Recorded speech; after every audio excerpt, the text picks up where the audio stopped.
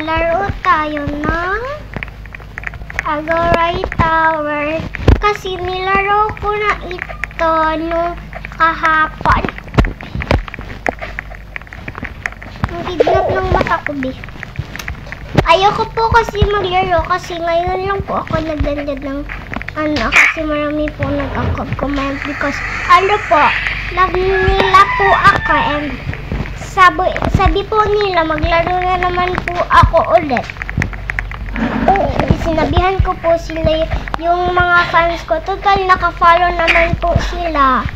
And inano ko na lang po, baka po kasi be. Warlock ka talaga, be. Original sound ko na lang, be. Pangit nang hindi ko original sound. Ba't guys pupunta sila dito? Pero ako yung nagpauna, be. Sila yung sumunod sa akin. Because love ako nila,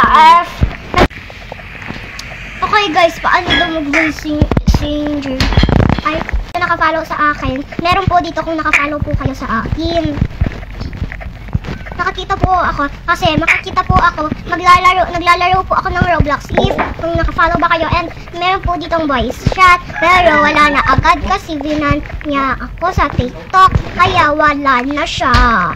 Out na po siya sa game.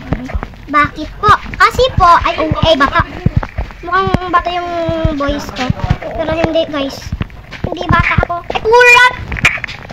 Digimon ka talaga. As in, you're so Digimon. O diba?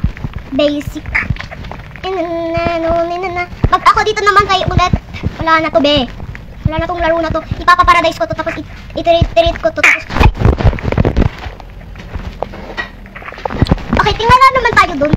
So, kung nag-give tong mga Robux, mayroon 5, si Millie Dog, may 10 Robux to si Biko. 15 Robux, 20 Robux, ha? Yup. Up. And guys, bilisan na natin dito sa Roblox because palagi ako dito nahuhulog, be. Hindi nyo na kaya. Huwag na kayo mag-apple po dyan. Baka kayo naman masunod ko na isasampal sa mga fera ka.